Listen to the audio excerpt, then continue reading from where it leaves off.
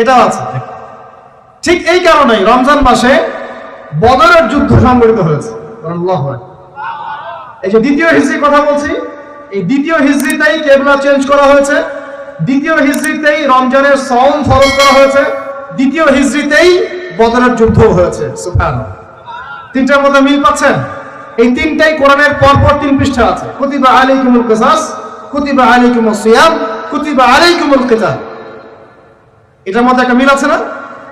তার মানে রমজান মাস আমাদেরকে শেখাবে একটা জাতিগত ঐক্য, রমজান মাস শেখাবে কোরআনকে সময় দেয়া, কোরআনের হক আদায় করা, রমজান মাস শেখাবে আমাদেরকে অন্যায়ের বিরুদ্ধে প্রতিবাদ করা।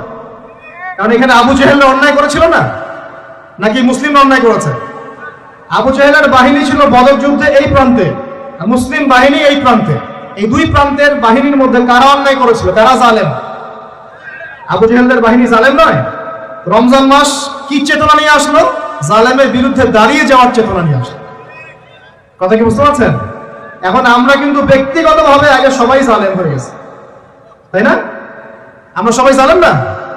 সবাই আমরা দোয়া করি কি, রব্বানা যালামনা আনফুসানা, আল্লাহ আমরা আমাদের নফসের উপর জুলুম করেছি। নামাজে কি পড়ি? আল্লাহুম্মা ইন্নী যালামতু নাফসি, আল্লাহ আমি আমার নফসের উপর জুলুম করেছি। তার মানে প্রথম আমি নিজেই তো জালেম। আমরা সবাই জালেম, আমরা সবাই নিজেদের নফসের উপর জুলুম করেছি।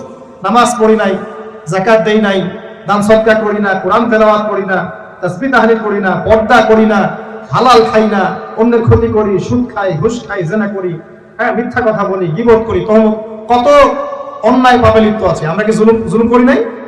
তাহলে রমজান মাসের চেতনা হবে নিজের উপর আগে কাজ করা, নিজের নফসের উপর কাজ করা।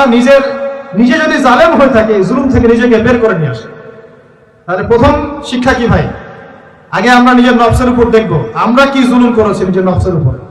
রমজান জালেমের বিরুদ্ধে দাঁড়ানোর মাস, আর সর্বপ্রথম জুলুম করেছে আমি আমার নফসের উপরে।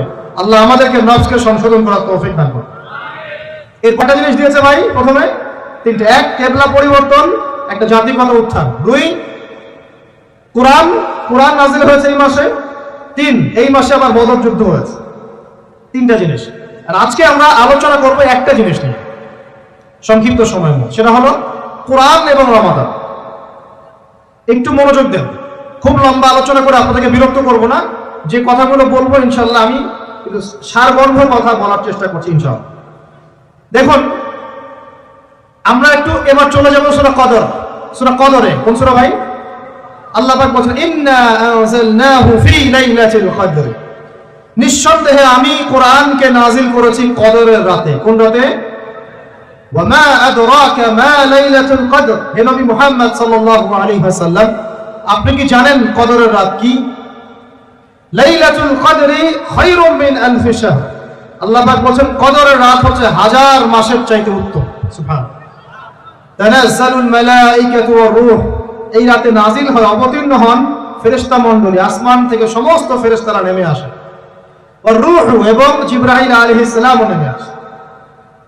তানাজ্জালুল মালায়েকাতু ওয়ার রূহু ফিহা বিইذনি রাব্বিহিম মিন কুল্লি আমর।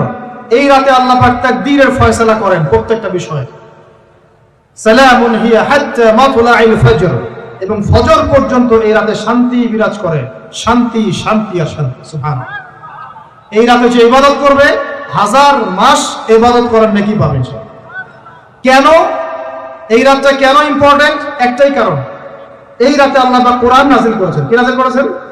কোরআন। এখন আসেন, একটু মনোযোগ ধরে রাখেন। আল্লাহ পাক কোরআন নাজিল করেছেন লাইলাতুল কদরে। আর লাইলাতুল কদর কোন মাসে? শাবানে, রজবে না রমজানে? আবার বলছি, আল্লাহ বলছেন আমি কোরআন নাজিল করেছি লাইলাতুল কদরে। তো লাইলাতুল কদর কি শাবানে, রজবে না রমজানে? তার মানে লাইলাতুল কদর রমজানে। রমজানের কোথায়? রমজানের শেষ দশকে। রমজানের শেষ দশকে 21, 23, 25, 27, 29 এই 5টা বেজর রাতের যে কোনো একটা রাত হবে কি? লাইলাতুল কদর। তার মানে আমরা বুঝতে পারলাম কোরআন নাজিল হয়েছে লাইলাতুল কদরে, লাইলাতুল কদর হচ্ছে রমজান মাসে, অর্থাৎ কোরআন নাজিল হয়েছে রমজান মাসে। ঠিক আল্লাহ পাক সূরা বাকারায় বলছেন শাহরু রমাদানাল্লাযী উনজিলা ফীহিল কুরআন। রমজান সেই মাস যেই মাসে শুধু কিবলাই পরিবর্তন হয়নি, শুধু বদরের যুদ্ধই করা হয়নি, রমজান মাসে কোরআনও নাজিল হয়েছে। আল্লাহু আকবার। এখন বুঝতে হবে, এবার এই জায়গায় আসেন, যখন কোরআন নাজিল হচ্ছে তখনকার পরিবেশটা কেমন? এই যুবক ভাইরা একটু খেয়াল করেন, আপনাদের জন্য এই লেকচারটা ইম্পর্টেন্ট, কারণ আগামীর কাজগুলো আপনাদেরকে করতে হবে। রমজান মাসে কোরআন নাজিল হয়েছে, এখন দেখবো আমরা কোরআন কোন প্রেক্ষাপটে নাজিল হয়েছে, কেন নাজিল হলো, কোরআন নাজিল হওয়ার কি প্রয়োজন ছিল বিশ্বে। কোরআন নাজিল হয়েছে এমন একটা সমাজে, যে সমাজটাকে আমরা বলি আইয়ামে জাহিলিয়া। কি বলি ভাই? কোথায় নাজিল হয়েছে? হেরা গুহায়। কার উপর নাজিল হয়েছে? মুহাম্মদ রাসূলুল্লাহ সাল্লাল্লাহু আলাইহি ওয়াসাল্লামের উপরে। কখন, কিভাবে, কোন প্রেক্ষাপটে? প্রেক্ষাপটটা এমন ছিল, ওই সমাজটা ছিল আবু জেহেলের শাসন। কার শাসন?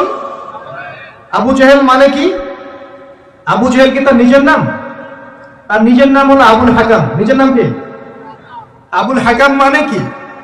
Philosophy, science, arts, commerce, medical science, engineering, এমন কোনো জ্ঞান নাই যে তার জানা নাই, কিন্তু কোরআন এবং সুন্নাহর জ্ঞানে মিসকিন, সত্য চিন্তা মিসকিন। ওযু করতে পারে না, গোসল করতে পারে না, নামাজের ফরজ ওয়াজিব জানে না, সুন্নাত মুস্তাহাব বোঝে না, কোরআন তেলাওয়াতও করতে পারে। একটা আয়াত তেলাওয়াত করতে দাঁত ভেঙে যাচ্ছে একেবারে। একটা আয়াত তেলাওয়াত করতে ওলামায়ে কেরামের সামনে বসলে একটা আয়াত তেলাওয়াত করতে 10টা ভুল বের করা যাবে। দিনের বেসিক জ্ঞান অর্জন করতে পারে। আবু জেহেল কাকে বলে? এই ধরনের মানুষকে আবু জেহেল বলে। আবু জেহেল কাকে বলে? কন্টেন্ট বানা দিয়ে দিও অনলাইনে। আবু জেহেল কাকে বলে? আবু জেহেলের সংজ্ঞা কি? আর আবু জেহেলের যুগে কি ছিল ভাই? আবু জেহেলের যুগে অনেকদিন বলেছি, মেজর 5টা সমস্যা ছিল। কয়টা? মেজর 5টা। মাইনর সমস্যা অনেক, মেজর 5টা। এক, আবু জেহেলের যুগের বেশিরভাগ মানুষ শিরক করতো। কি করতো ভাই? লাত, উজ্জা, হবল, মানাত এইসব মূর্তি পূজা করতো। এখন হয়তো মুসলিম সমাজে এটা নাই ঠিকই, কিন্তু মুসলিমরা এখন কবর মাজার পূজায় শুরু করেছে, করে নাই? মুসলিমরা এখন নেক্সট সুরতে ধোঁকা খাচ্ছে। শিরক তো আমাদের সমাজে চলছে। শিরক কি হয়, কেন, আমি লেকচার দিয়েছি, দেখবেন।